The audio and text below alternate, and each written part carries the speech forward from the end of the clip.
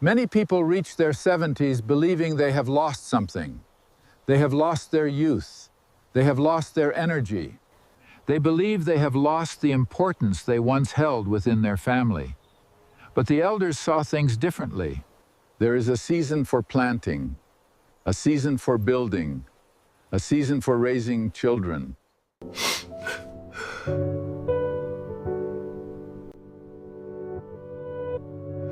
Many people spend years fearing this season of life. They mistake freedom for abandonment, and they mistake silence for emptiness. Maybe no one called you today. Maybe no one knocked on your door this week. And if you're being honest with yourself, that silence has been sitting a little heavier than you'd like to admit. Her name was Margaret. She was 74 years old, and she lived in a small house in Tennessee with 2 cats, a garden she could barely keep up with anymore, and a telephone that used to ring every single day. For 42 years, Margaret was the center of everything. She was the one who made Thanksgiving dinner for 17 people. She was the one who stayed up through the night when her daughter had her first baby. She was the one who drove her son to every single baseball game, every practice, every tournament, 3 towns over, for 8 years straight. She gave everything she had, every drop. But somewhere between her grandchildren starting high school and her retirement settling in, the calls became less frequent. The visits became holidays only, and then sometimes not even that. One evening, Margaret sat at her kitchen table with a cup of tea that had gone cold. She looked at that phone and thought something that she had never allowed herself to think before.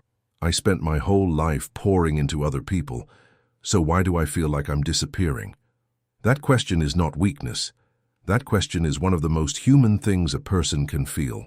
And if you've ever felt it, even once, then what I'm about to share with you today might change the way you see your own life completely. Because there were elders, wise, quiet, deeply experienced men and women who walked through exactly this kind of silence. And what they discovered on the other side of it was not sadness. It was something most people never find. Today we're going to talk about 5 teachings those elders left behind, about the difference between being alone and feeling abandoned, about why depending on others for your happiness is one of the most dangerous things you can do, about how to find real purpose when the family is far away, and about how to turn silence, the kind that feels unbearable, into the greatest freedom you've ever known. Stay with me. This is worth every minute. And before we go any further, make sure you're already subscribed to this channel and write in the comments what state or country you're watching from. I always love knowing how far these stories and teachings travel.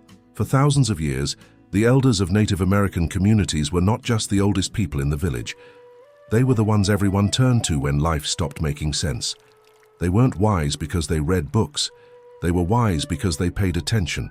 They watched rivers change course over decades. They watched trees grow from seeds into giants and then fall and become soil again. They watched children become parents, and parents become elders, and elders become quiet. They understood something about time that most of us spend our whole lives avoiding, that every season of life has its own dignity. That winter is not a punishment for summer ending.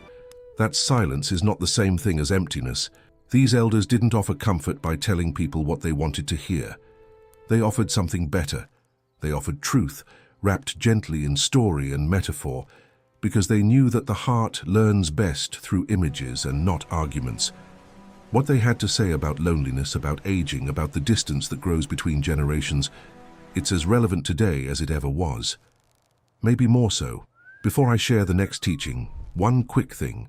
Everything I have been preserving from these old ways, the lessons about silence, aging, inner peace, loneliness, and the things the modern world slowly made people forget, I have written it all down, gathered the way the elders once passed wisdom from one generation to another. It is called The Last Teachings. The link is in the first comment. The first thing the elders understood was a distinction that most people in the modern world never learn to make. Being alone is a condition. Feeling abandoned is a story we tell ourselves about that condition. Think about it this way. 2 people can sit in the exact same quiet house on the exact same Sunday afternoon. One of them feels peaceful, the other feels forgotten. The house is the same. The silence is the same. The only difference is what's happening inside. Most older adults, when the children stop calling as often, do something very natural and very painful. They start filling in the silence with explanations.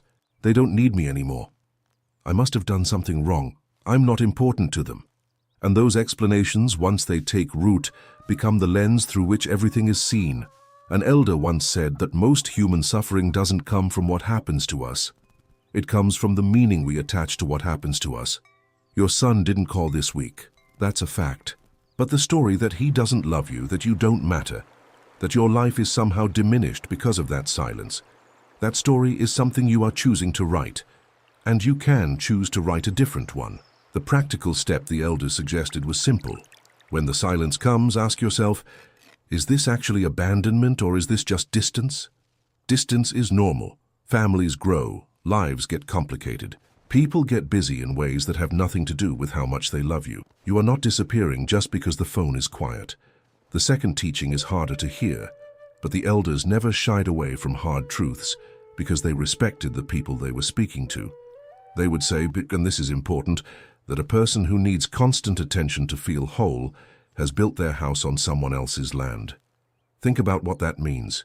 When your happiness depends entirely on whether your daughter visits this Sunday, or whether your grandchildren remember to text you, you have handed the keys to your own peace over to people who are living their own complicated, busy, exhausting lives. You have made yourself a guest in your own emotional home. This is not a criticism. It is one of the most common human patterns in the world. When we spend decades in the role of parent, of caregiver, of the one who is needed, we build our sense of worth around being needed. And when that role shrinks, as it naturally does when children become independent, it can feel like the floor has dropped out from under us. There was a grandfather named Thomas, 78 years old, who used to wait by the window every Saturday morning because his son had promised to come by when he could. Some Saturdays he came, many Saturdays he didn't. And every missed Saturday cost Thomas something he couldn't get back. A whole day lived in anticipation and disappointment instead of in peace. The elder's teaching here was clear. Build your happiness on ground that belongs to you. Your morning coffee, your garden, the book you've been meaning to finish, the walk you take when the light is just right in the early evening. These are yours. No one can fail to show up for them. The third teaching is one that many older adults need to hear more than almost anything else. Purpose does not have an age limit, and it does not require an audience. There's a woman, let's call her Dorothy, 71 years old, who spent her career as a school teacher for 33 years. She shaped hundreds of young lives. She was extraordinary at what she did. And then she retired, and within 18 months, she told her doctor that she felt useless. Not unhappy, not sick, useless, like a tool left in a drawer. This is one of the quiet crises of modern aging that almost no one talks about. When identity is tied entirely to a role, mother, teacher, provider, caregiver, and that role changes, the person underneath can feel strangely invisible, even to themselves. The elders saw this coming centuries before retirement was even a concept. They understood that purpose isn't a job title. Purpose is the answer to the question, what do I contribute to the world just by being fully myself? An elder in your community was not retired.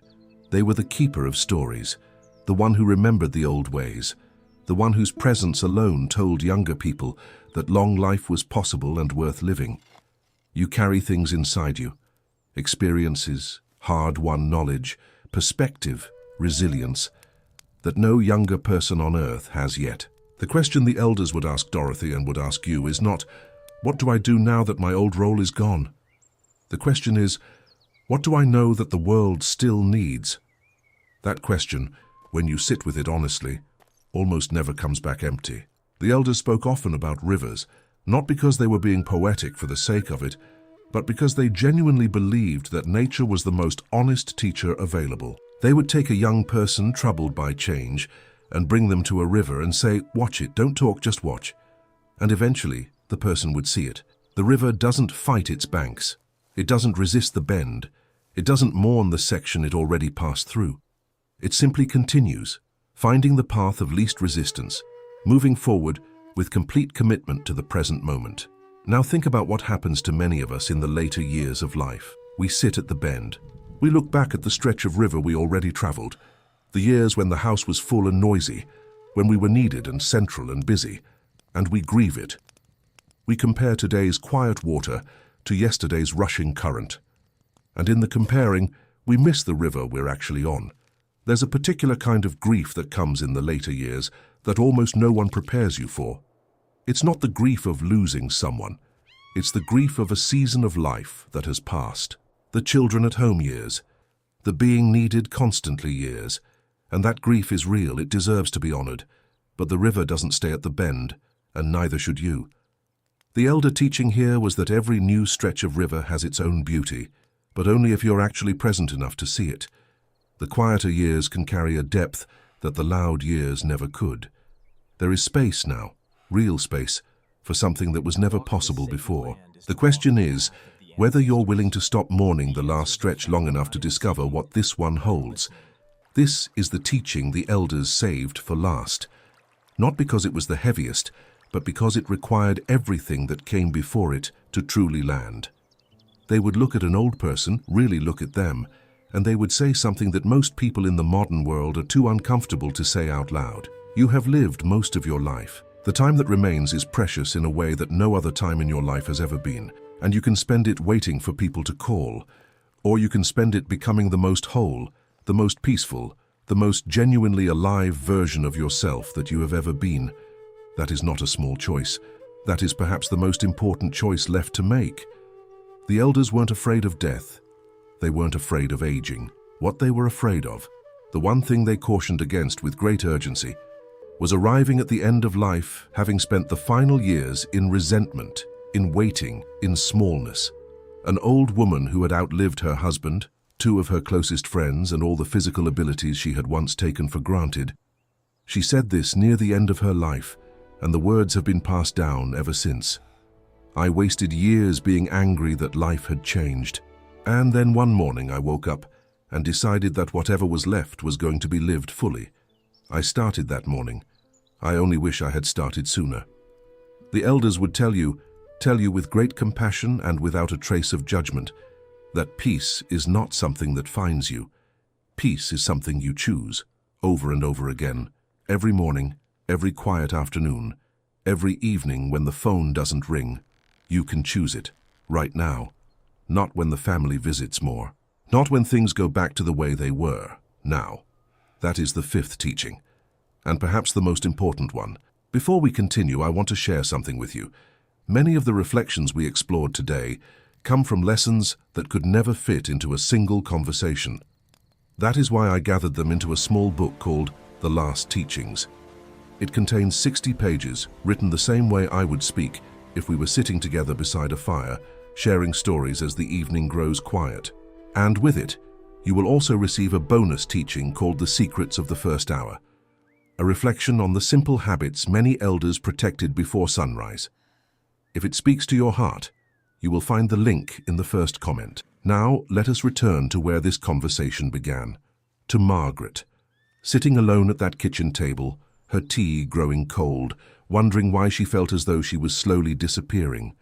What the elders would have told her is this: being alone and feeling abandoned are two different things, and you always have a choice about which one you're living in. Happiness borrowed from other people's attention is fragile and will always let you down, but happiness built on your own ground is unshakable. Purpose doesn't disappear when your role changes, it transforms, and the wisdom you carry is irreplaceable. Like the river, you cannot live fully if you're still standing at the bend, mourning the stretch already past. And the time you have left, however much or little it may be, is yours to fill with peace, with presence, with genuine aliveness. These aren't just beautiful ideas. They are a map, and maps are only useful if you actually use them. There is a tree, you have probably seen one like it, that grows on the edge of a cliff. By all logic, it should not be there. The wind is constant. The soil is thin. There is no shelter, no protection, no easy nourishment. Every storm that rolls through tests it completely. And yet it grows, not in spite of its difficult position, because of it. Its roots have reached deeper than any comfortable tree in a sheltered valley ever had reason to reach. Its trunk has thickened and twisted into a shape that no one could have predicted and no one could replicate. It is unmistakably itself. in a way that only comes from surviving exactly the life it was given. When the birds need a place to rest above the noise, they come to that tree. When someone needs to understand what endurance looks like, they look at that tree. It doesn't ask to be admired. It doesn't reach toward the valley wishing it had grown somewhere easier. It grows where it is, fully, quietly, magnificently. That tree is you. The elders believed that the questions we carry inside us are often more important than the answers we chase. So I want to leave you with just one. Not a challenge, not an assignment, just something to sit with tonight in whatever quiet your life holds right now. If the silence that surrounds you, the unanswered phone, the empty chair at the table, the long afternoon, if that silence were not your enemy but your teacher, what do you think it might be trying to show you?